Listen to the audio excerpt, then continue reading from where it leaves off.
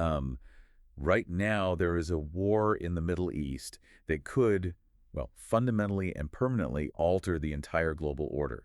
And ironically, the nation that might actually benefit the most from an unprecedented, global oil crisis isn't an oil producer at all. It's China. Which sounds like a complete contradiction, right? I mean, on paper, it makes no sense. But when you look at the actual mechanics of global power, it is it's basically a masterclass in exploiting a crisis. Yeah, and that is exactly the kind of counterintuitive reality we're going to dissect today. So, welcome to the deep dive. If you're joining us, you're that person who wants to cut through the 24-hour news cycle and understand the actual structural forces shaping our world. You want the signal, not the noise. Right, exactly. So today, our mission is to unpack a stack of really extensive notes and intelligence excerpts from a briefing called The Catalyst, Middle East Conflict, and the Global Stress Test. And it is a incredibly critical piece of analysis. I mean, it strips away the immediate visceral reactions to this 2026 war between the U.S. and Israel alliance and Iran. It really forces us to look at the tectonic plates shifting underneath the whole thing. Right, because the core question here isn't just about who is winning a tactical skirmish on Tuesday. The question is, are we watching a regional Middle East conflict? Or is this the violent birth of a completely new global world order? Yeah, that's the real crux of it. But just to pause here for a second, I want to lay down some ground rules for you listening. Yeah. Because we are looking at active, highly charged, very sensitive conflicts today, our goal here isn't to take a side. Absolutely not. We're not debating the morality of the actors involved, we aren't endorsing any political or military actions, and we definitely aren't sharing our personal viewpoints. Our mission is strictly to objectively report and synthesize the ideas contained in this source material so you can understand the broader strategic concepts at play. We are just analyzing the board, not cheering for a team. Precisely. Because to understand a geopolitical stress test of this magnitude, you really have to remain entirely objective. You have to look at how nations calculate their own survival without getting caught up in the day-to-day politics of it. Okay, let's unpack this. The reality currently on the ground is that this war has completely breached its original borders. It is a multi-front crisis now, stretching across a massive geographic footprint. Oh, massive. I mean, from the Persian Gulf all the way over to the Mediterranean, we're seeing missile exchanges traversing multiple sovereign airspaces, and these highly sophisticated attacks happening dangerously close to the world's most critical shipping routes. And that spread, specifically the threat to those shipping lanes, is where a regional kinetic war instantly become a global economic event. Yeah. Because the foundational thesis we are looking at in these notes is that the active combatants are only one part of the equation. While the immediate focus is obviously on the airspace over the Middle East, Russia is actively recalibrating the battlefield from the shadows, China is restructuring global finance, and the threshold for nuclear escalation is, well, it's quietly dropping. So if the true stress test isn't just military but economic, we have to start with the single biggest vulnerability in the whole global system, which is the oil choke points, specifically the Strait of Hormuz. Yeah, the literal bottleneck. Exactly. I always compare it to the world's cardiovascular system. You pinch that one artery and the whole body goes numb. Because we're talking about a passageway where roughly 20% of the global oil supply transits. 1/5 of the world's oil. 1/5 of the literal fuel for the global economy is moving through a corridor that is now an active war zone. So what does this all mean for someone listening half a world away who maybe doesn't really follow maritime shipping? Well, what's fascinating here is that it's not just about paying an extra dollar at the gas pump. The sources outline this terrifying domino effect. The vulnerability isn't just that the oil might stop flowing entirely, though that's a risk. It's the friction introduced into the system. Friction, meaning cost. Exactly, because we live in an era of just-in-time global supply chains. Modern economies do not warehouse massive reserves of goods or components anymore. They rely on a perfectly timed, continuous flow of shipping. So when the Strait of Hormuz is even just threatened, the very first thing that happens is marine insurance premiums absolutely skyrocket. Yeah, right. Lloyd's of London and those guys. Yeah, they instantly make it millions of dollars more expensive to move a single cargo ship through that region before a single missile even comes close to a hull. So the cost of simply existing as a global trading partner instantly jumps. And if those ships decide, the insurance is too high or the physical risk is just too great, they have to completely reroute around the entire continent of Africa. Which adds weeks to the journey. weeks. Yeah. And that triggers a catastrophic logistical backlog, right? Hmm. Because it's not just about the oil arriving late. It creates this global container dislocation. Yes, exactly. The empty shipping containers that factories in Asia or Europe desperately need to load their next batch of goods are suddenly stuck on ships taking a massive detour around the Cape of Good Hope. So freight rates globally just spike. And that means a factory in Germany might have to shut down its assembly line, not because they are out of power, but because a crucial microchip didn't arrive on Tuesday like the algorithm predicted it would. Which cascades into literally everything else. Because petroleum is, it's sort of the invisible cost embedded in modern existence. It's the fertilizer for global agriculture. It's the raw material for plastics. It's the diesel fuel for the trucks moving food from the port to your local grocery store. A bottleneck in the Middle East acts as this invisible compounding tax on every single transaction on Earth. Which culminates in what the source material describes as terrifying systemic global inflation. The economic engine of the West begins to seize up because the baseline cost of energy, which is the foundation of all economic activity, becomes entirely unpredictable. The bottom line from the text is simple. When oil moves, the world moves. And right now, the markets are reacting violently to every single development in this war. So if the West's economic engine is seizing up due to this massive vulnerability, well, someone has to be stepping into that vacuum, right? A crisis of this magnitude doesn't just create losers, it creates immense opportunity for rising powers. And that brings us directly to China's calculus. A calculus that relies entirely on exploiting that exact Western vulnerability without having to fire a single shot themselves. But here's where it gets really interesting to me. Because China is a massive consumer of Middle Eastern oil. I mean, their entire industrial base heavily relies on it. So aren't they bleeding right alongside the West here? You would think so, yes. Right, because if the Strait of Hormuz is choked, China's economy should be taking a massive hit too. Why are they pushing indirect diplomacy and kind of indirectly supporting Iran in this scenario rather than just intervening? Like, why not send their navy to forcefully secure the oil lanes they desperately need? It seems like they'd want to stabilize the region immediately. It does seem counterintuitive if you are looking at the crisis strictly through a short-term tactical lens. But if we connect this to the bigger picture, Beijing's long-term strategy becomes remarkably clear. They aren't trying to fix the old system. They are using the instability to build a new one. Okay. The notes detail how they are leveraging this exact crisis to execute two massive structural shifts in the global order. Okay, let's break down that first shift, the financial architecture. You're talking about the petrodollar. Precisely. For decades, the global oil trade has been overwhelmingly priced and settled in U.S. dollars. That is the petrodollar system. So if a country like India wants to buy oil from Saudi Arabia, they traditionally have to convert their currency into U.S. dollars first to make the transaction. Which means the entire world is essentially forced to hold massive reserves of U.S. currency just to keep their lights on.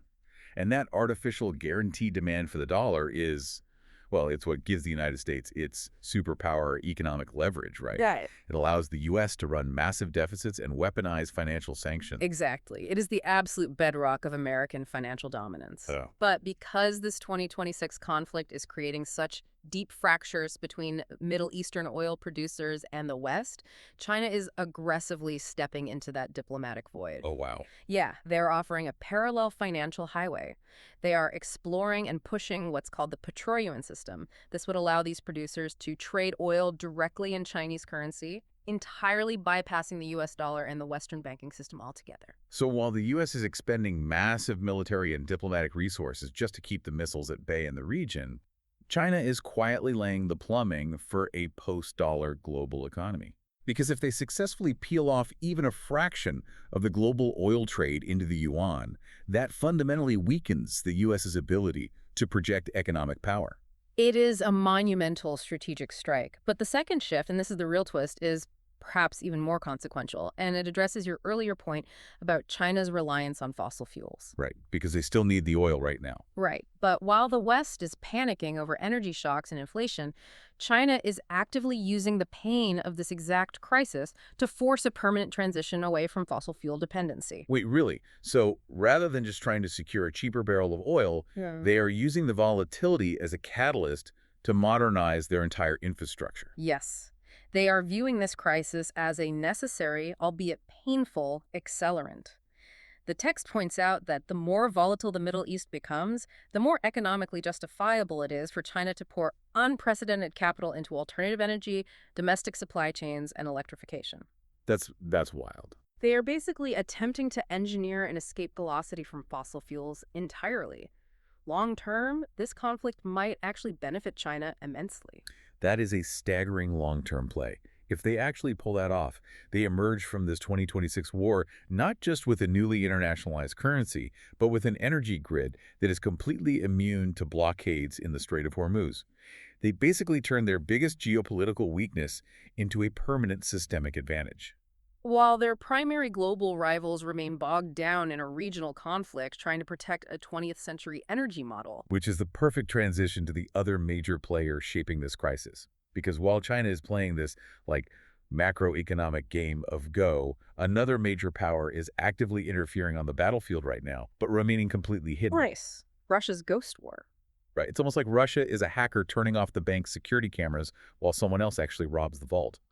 The sources say Moscow hasn't sent troops, they aren't firing their own weapons, but they are providing Iran with intelligence, satellite data, and military logistics. The doctrine of strategic interference, yes. But the obvious question is, why go through all this trouble to support Iran, building this elaborate back-end support system without just entering the fight directly? I mean, if Russia wants to see the U.S. and Israel weakened, why not just cross the line and form a hard military alliance? Because a direct, kinetic confrontation with NATO is the one scenario Russia definitively wants to avoid. That is the ultimate red line. Direct combat triggers a conventional war that Russia simply cannot afford, and it spirals immediately toward global catastrophe. Right. But by engaging in this ghost war, they achieve their strategic objectives without triggering that tripwire. Their goal, as defined by the text, is to weaken U.S. influence, stretch Western resources thin, and reshape global power.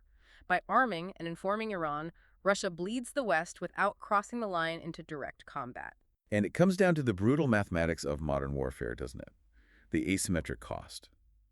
Because if Iran or its proxies launch a drone that costs, say, $20,000 to build, and that drone is guided by Russian satellite data toward a critical target, the U.S. or Israel cannot afford to let it land. No, they have to shoot it down. They have to shoot it down. Yeah. But the interceptor missile required to shoot down that cheap drone might cost $2 million.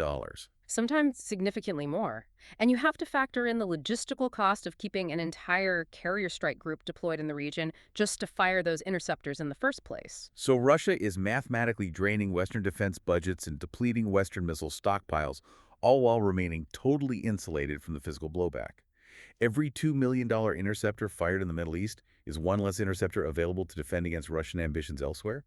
They are exhausting the United States military apparatus without losing a single Russian soldier. It is the ultimate leverage of strategic interference. But the danger inherent in this strategy is that it assumes perfect control over an inherently chaotic system.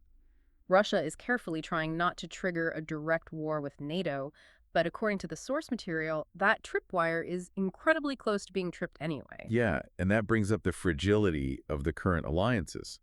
Because U.S. forces are already involved. There are signs of spillover into nearby regions. At what point does this pull European nations in and indirectly threaten NATO territory? Yeah. And if a power feels completely cornered, what happens next? This raises an important question, and honestly, it's the most dangerous part of the discussion, because the sources highlight the terrifying reality of nuclear escalation. You have a confluence of nuclear-armed states, the US, Israel, and Russia acting as a backer, and you have Iran, whose deeply embedded nuclear infrastructure is a stated target in this conflict. Right, the threshold for a catastrophic miscalculation drops dramatically. Exactly. But the concept of escalation here doesn't necessarily mean an immediate jump to a nuclear exchange. We also have to look at the threat of asymmetric warfare. Meaning that if a conventional military is outmatched, they don't fight force with force on the battlefield, they strike the soft underbelly. Precisely. If Iran feels cornered, the escalation won't just be missiles. It will be cyber attacks, proxy wars, and hidden moves that the world won't see coming until it's too late. The unthinkable is a very real risk. Like shutting down power grids or infiltrating the software of a municipal water supply. And the terrifying thing about cyber escalation is how it completely blurs the lines of international law. If you bomb a power plant, that's a clear act of war. But if a state-sponsored hacker group paralyzes a city's grid from a laptop, How do you conventionally deter that? You're hitting on the exact crisis of modern military doctrine. The intermediate steps on the escalation ladder involve the sudden, cascading failure of civilian infrastructure. Which brings this entire deep dive full circle. When you synthesize the vulnerabilities of the global oil supply, the deliberate unwinding of the petrodollar by China, the proxy attrition strategies from Russia, and the looming threat of cyber escalation, this isn't just a 2026 war in the Middle East. No, not at all. It is a live stress test exposing the fragility of the entire global system. It's exposing China's rise as a strategic alternative and Russia's willingness to covertly challenge the West. And depending on how it ends, the text suggests we could see new alliances, a completely different world balance, and a major shift away from U.S. dominance. The lines being drawn right now are the new financial and technological fault lines of the world. It's a lot to process. But by taking the time to truly unpack the mechanics behind the headlines, you, the listener, are now equipped to see the actual board. When you see a news alert about a shipping delay or a new bilateral currency agreement, you now understand the invisible global chess match happening beneath the surface. History doesn't always announce itself. Sometimes it starts quietly with an underestimated conflict. And before we wrap up, I want to leave you with a final thought to ponder that builds directly on these sources. The text mentions that global oil disruptions might actually benefit China by forcing them to accelerate their shift to alternative energy. Right. So consider this historical paradox. If a devastating, geopolitically terrifying oil crisis actually forces the world's largest economies to permanently abandon fossil fuels out of sheer survival necessity, will history look back at this terrifying war as the brutal, unintended catalyst that ironically forced the global green energy revolution? Wow. It is a wild thought. Yeah. The idea that the very conflict fought over the control of oil might be the exact mechanism that renders oil strategically obsolete. That perfectly encapsulates why we do these deep dives. The global order is incredibly complex, it is deeply fragile, and sometimes the cure for a systemic vulnerability looks exactly like the disease. Keep looking beneath the surface, keep questioning the simple narratives, and we will see you on the next deep dive.